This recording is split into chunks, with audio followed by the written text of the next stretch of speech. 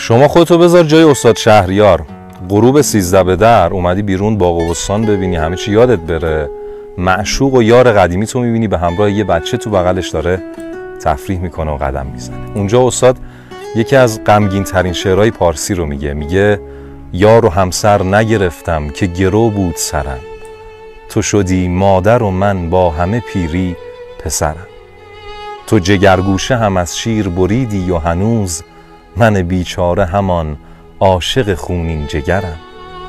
پدرت گوهر خود را به زر و سیم فروخت، پدر عشق بسوزد که درآمد پدرم.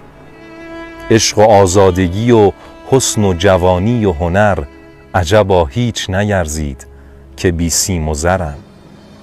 تا به دیوار و درش تازه کنم عهد قدیم، گاهی از کوچه معشوقه خود می گذرم. 13 را